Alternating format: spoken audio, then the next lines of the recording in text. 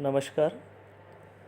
मैं डॉक्टर दिनेश चारण एमए पूर्वार्ध हिंदी साहित्य के इतिहास के आधुनिक काल की कक्षा में मैं आप सभी का स्वागत करता हूं।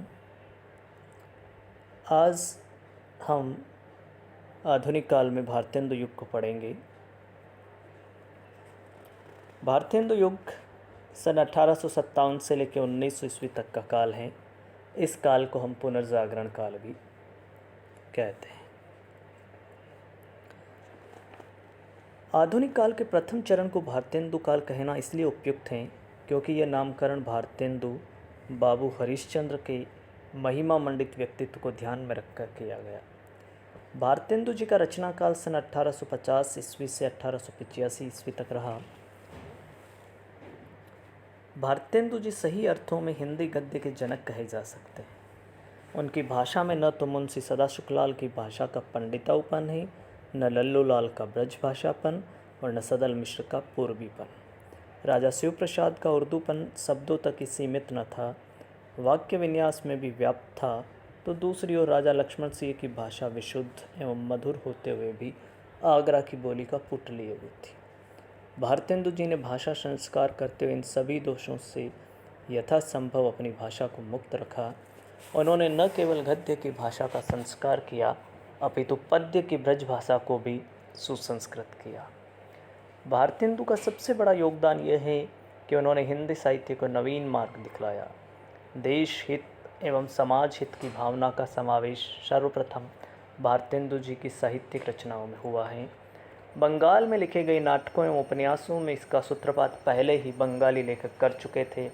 आचार्य रामचंद्र शुक्ल ने भारतेंदु के इस योगदान पर टिप्पणी करते हुए लिखा है, हमारे जीवन और साहित्य के बीच जो विच्छेद बढ़ रहा है उसे उन्होंने दूर किया। हमारे साहित्य को नए नए विषयों की ओर प्रवृत्त करने वाले हरिश्चंद्र ही हुए। भारतेंदु जी मजी हुई परिष्कृत भाषा को सामने लाए जो हिंदी भाषी जनता की बोली थी। अतः भाषा का जो विवाद उनसे पहले चल रहा था वह बहुत कुछ सुलझ गया। भारतेंदु मंडल के जो साहित्यकार हैं, जो प्रमुख कवि हैं, वो इस प्रकार हैं। भारतेंदु जी ने अपनी 35 वर्ष की अल्पायु ही प्राप्त की, किंतु इस अल्पकाल में ही उनके बीच लेखकों का एक अच्छा खासा मंडल तैयार हो गया था, जिसमें पंडित प्रताप नारायण मिश्र, बद्री नारायण चौधरी प्रेमघन, ठाकुर जगमोहन सिंह, पंडित बालकृष्ण भट्ट और राधा कृष्ण दास हैं। भारतेंदु जी की शैली के दो रूप हैं, भावावेश शैली और तथ्य निरूपण शैली। इनमें से प्रथम शैली में लिखे गए वाक्य छोटे छोटे हैं, भाषा सरल एवं बोलचाल की हैं। तथ्य निरूपण शैली के अंतर्गत संस्कृत शब्दों का अधिक प्रयोग हुआ है। पंडित प्रताप नारायण मिश्र विनोदी प्रवृत्ति के थे, अतः उनकी भाषा में स्वच्छंदता एवं बोलचाल की चपलता एवं भावभंगिमा दिखाई पड़ती है। बद्री नारायण चौधरी प्रेमघन के लेखों में गद्य काव्य के पुराने ढंग की झलक दिखाई पड़ती है। पंडित बालकृष्ण भट्ट की भाषा वैसी है जैसी खरी खरी कहने वालों की होती है। ठाकुर जगमोहन सिंह की भाषा शैली शब्द शोधन और आनुप्रासिकता से युक्त है। भारतेंदु के समकालीन सभी लेखकों में एक सामान्य गुण है और वह है सजीवता और जिंदा दिली। सभी लेखकों में हास्य विनोद का पुट है, भारतीय संस्कृति का उद्घोष इन सब लेखकों की कृतियों में है। भारतेंदु युग में गद्य का प्रारंभ ही नाटकों से हुआ।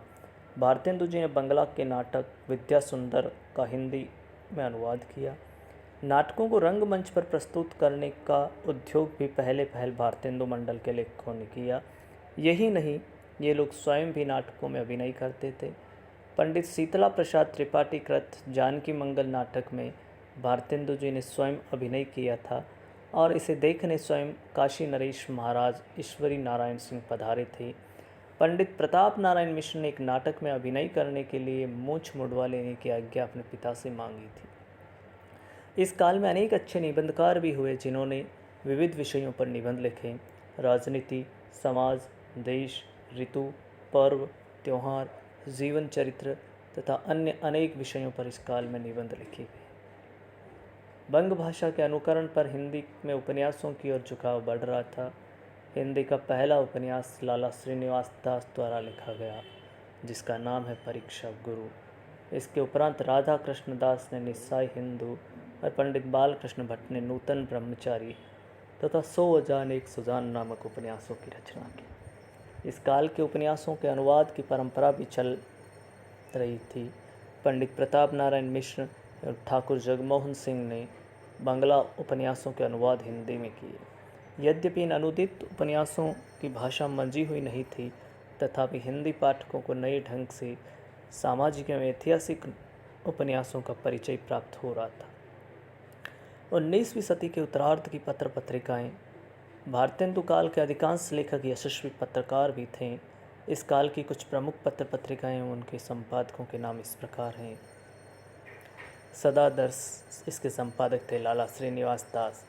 हिंदी दीप्ति प्रकाश, इसके संपादक कार्तिक प्रसाद खत्री। काशी पत्रिका के संपादक बालेश्वर प्रसाद। भारत बंदूक पत्रिका के संपादक तोताराम। भारत मित्र पत्रिका के संपादक रुद्रदत्त। हिंदी प्रदीप के संपादक बालकृष्ण भट्ट। आर्य दर्पण के संपादक बख्तावर सिंह। सार सुधा निधि के संपादक सदानंद मिश्र। भारत सुदशा प्रवर्तक के संपादक गणेश प्रसाद। आनंद कादम्बनी के संपादक बद्रीनारायण चौधरी प्रेमघन।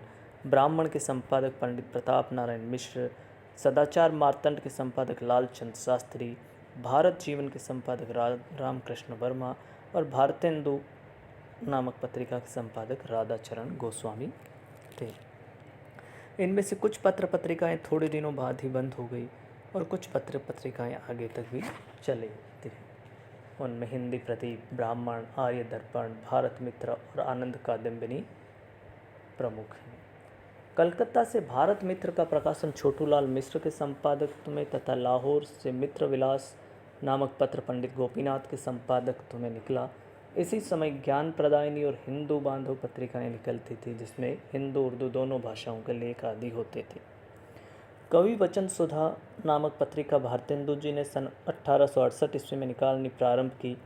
इसके 5 वर्ष उपरांत 1873 ईस्वी में उन्होंने हरिश्चंद्र मैगजीन नामक मासिक पत्रिका निकाली, जिसका नाम 8 अंकों के उपरांत हरिश्चंद्र चंद्रिका कर दिया गया।